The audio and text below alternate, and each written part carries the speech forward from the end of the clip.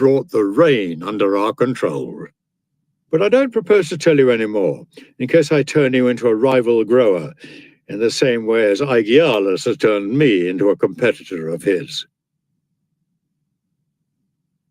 Letter number 88. You want to know my attitude towards liberal studies. Well, I have no respect for any study whatsoever if its end is the making of money. Such studies are to me unworthy ones. They involve the putting out of skills to hire, and are only of value insofar as they may develop the mind without occupying it for long. Time should be spent on them only so long as one's mental abilities are not up to dealing with higher things. They are our apprenticeship, not our real work. Why liberal studies are so called is obvious. It is because they are the ones considered worthy of a free man. But there is really only one liberal study that deserves the name, because it makes a person free, and that is the pursuit of wisdom. Its high ideals, its steadfastness and spirit make all other studies puerile and puny in comparison. Do you really think there is anything to be said for the others when you find among the people who profess to teach them quite the most reprehensible and worthless characters you could have as teachers? All right to have studied that sort of thing once, but not to be studying them now. The question has sometimes been posed whether these liberal studies make a man a better person. But in fact, they do not aspire to any knowledge of how to do this, let alone claim to do it. Literary scholarship concerns itself with research into language or history, if a rather broader field is preferred, or, extending its range to the very limit, poetry. Which of these paves the way to virtue? Attentiveness to words, analysis of syllables, accounts of myths, laying down the principles of prosody? What is there in all this that dispels fear, roots out desire, or reins in passion? Or let us take a look at music, at geometry. You will not find anything in them which tells us not to be afraid of this or desire that. And if anyone lacks this kind of knowledge, all his other knowledge is valueless to him. The question is whether or not that sort of scholar is teaching virtue, for if he is not, he will not even be imparting it incidentally. If he is teaching it, he is a philosopher. If you really want to know how far these persons are from the position of being moral teachers, observe the absence of connection between all the things they study. If they were teaching one and the same thing, a connection would be evident. Unless perhaps they manage to persuade you that Homer was actually a philosopher, though they refute their case by means of the very passages which lead them to infer it. For at one moment they make him a Stoic, giving nothing but virtue his approval, steering clear of pleasure, not even an offer of immortality inducing him to stoop to the dishonourable. At another, they make him an Epicurean, praising the way of life of a society passing its days at peace and ease, in an atmosphere of dinner parties and music-making. At another, he becomes a peripatetic, with a threefold classification of things good. At another, an academic, stating that nothing is certain. It is obvious that none of these philosophies is to be found in Homer, for the very reason that they all are, the doctrines being mutually incompatible. Even suppose we grant these people that Homer was a philosopher, he became a wise man, surely, before he could recite any epics, so that what we should be learning are the things which made him wise. And there is no more point in my investigating which was the earlier, Homer or Hesiod, than there would be in my knowing the reason why Hecuba, though younger than Helen, carried her years so unsuccessfully. And what, I would ask this kind of scholar, do you suppose is the point of trying to establish the ages of Patroclus and Achilles?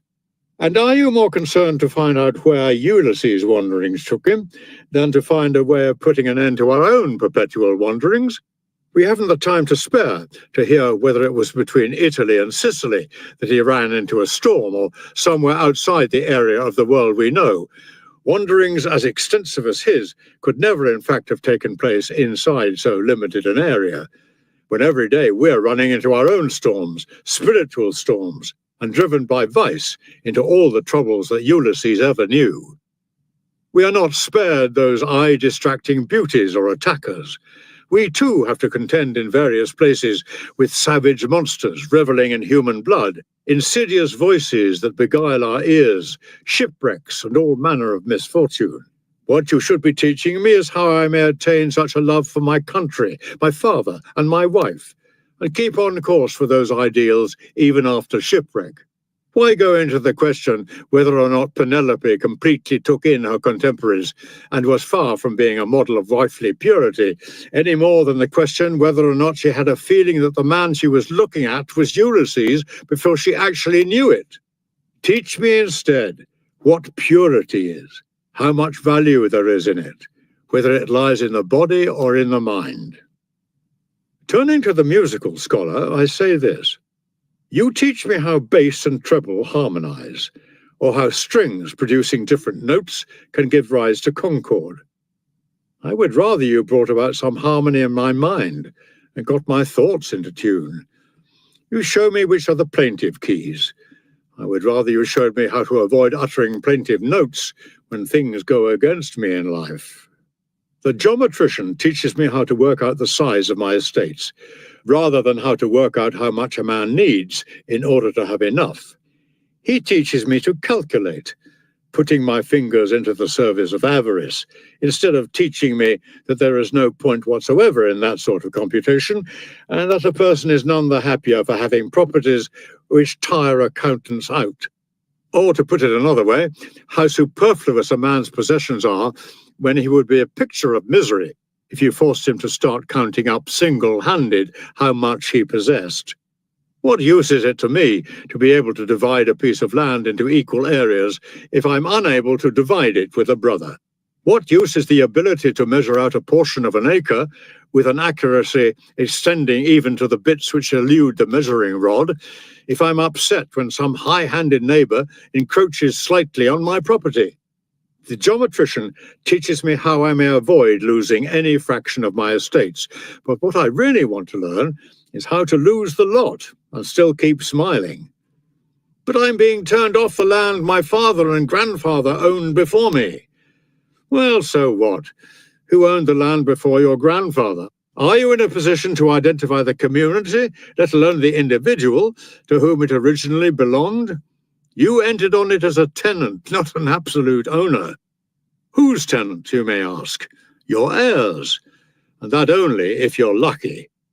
The legal experts say that acquisition by prescription never applies where the property concerned is actually public property.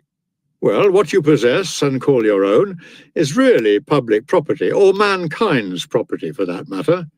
Oh, the marvels of geometry! You geometers can calculate the areas of circles, can reduce any given shape to a square, can state the distances separating stars. Nothing's outside your scope when it comes to measurement. Well, if you're such an expert, measure a man's soul. Tell me how large or how small that is.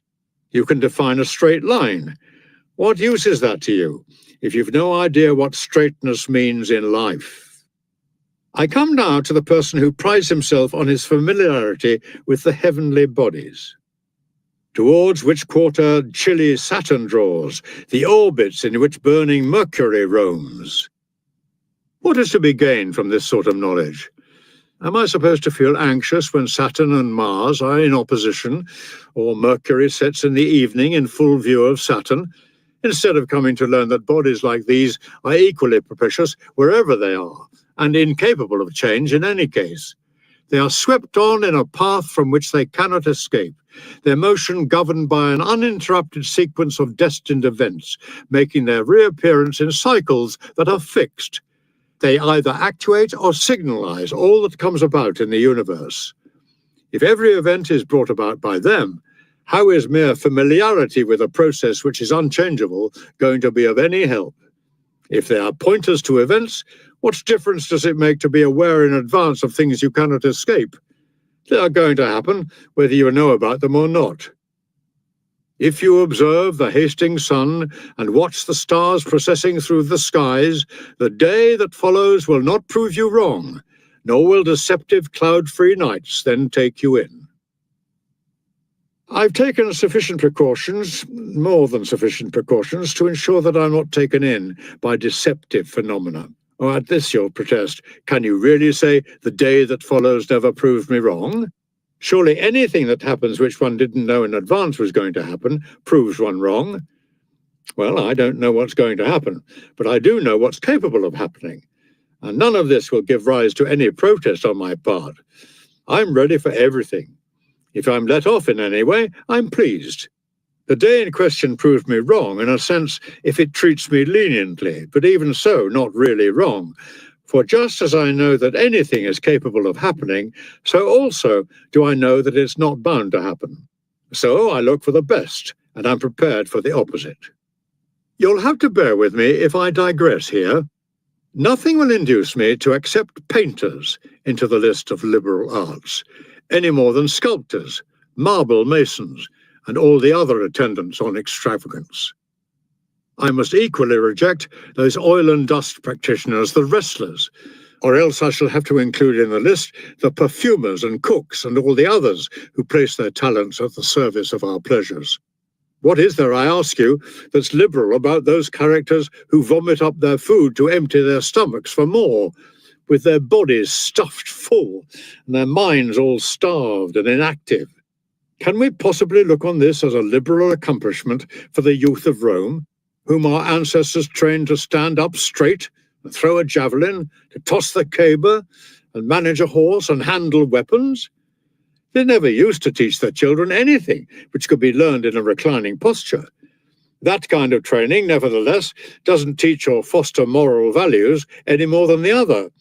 What's the use, after all, of mastering a horse and controlling him with the reins at full gallop if you're carried away yourself by totally unbridled emotions? What's the use of overcoming opponent after opponent in the wrestling or boxing rings if you can be overcome by your temper? So we don't, you may ask, in fact gain anything from the liberal studies. As far as character is concerned, no. But we gain a good deal from them in other directions. Just as even these admittedly inferior arts, which we've been talking about, the ones that are based on the use of the hands, make important contributions to the amenities of life, although they have nothing to do with character. Why then do we give our sons a liberal education? Not because it can make them morally good, but because it prepares the mind for the acquisition of moral values. Just as that grounding in grammar, as they called it in the old days, in which boys are given their elementary school